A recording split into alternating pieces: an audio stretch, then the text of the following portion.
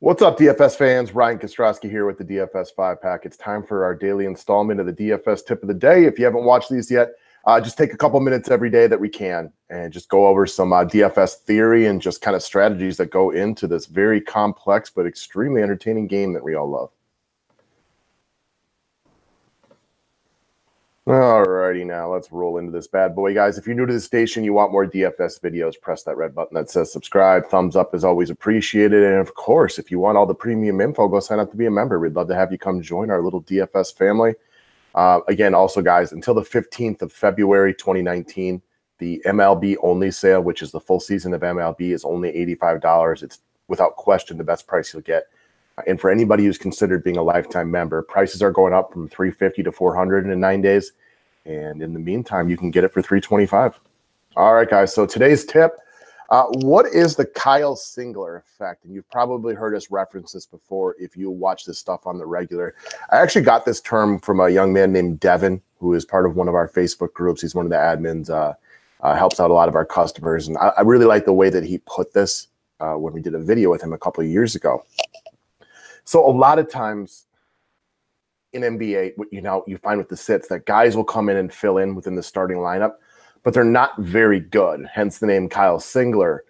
And we were thinking about the times like back in the day for the Thunder, like if Kevin Durant was out for the day, so obviously we're going back a few years, Kyle Singler would start at the wing position. And oftentimes people would go there thinking, he'll fill in, take a bunch of shots in Durant's absence, but that just wasn't the case. Westbrook would really take over. Other guys who were capable players would take over, and Kyle Singler would just sit there on the wing and not do anything. This is most applicable to NBA. It doesn't really work the same way in baseball and in football. A good example for anybody, checking this thing out kind of right after it comes out is you see Dang Adele or Adel or however you pronounce his name last night from Cleveland. He started in the absence of Cedi Osman. He played mid-20s for minutes, so he saw plenty of time on the court, but only scored 7.5 DraftKings points. Why? Well, he's just not very good yet. And Cleveland would take the usage and it would run through Colin Sexton. It would run through Alec Burks. Even the center Zizic would get something, but he had very little to do with anything. And he mostly just sits on the wing, doesn't get the ball very often. When he does get the ball, he generally passes it right back to somebody who's capable of creating their own shot.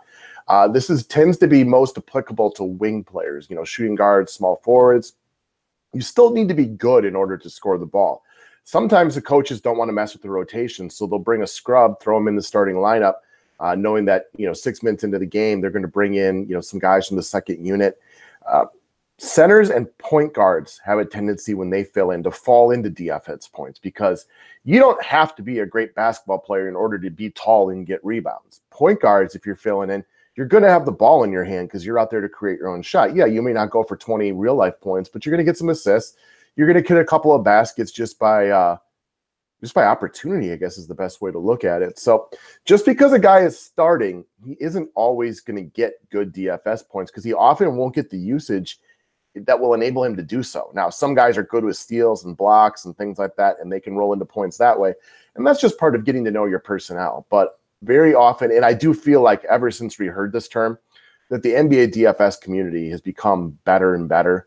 Every year it becomes harder and harder to win consistently at this game because there's so many people out there giving advice, and just the DFS community whole is brighter and brighter every single year.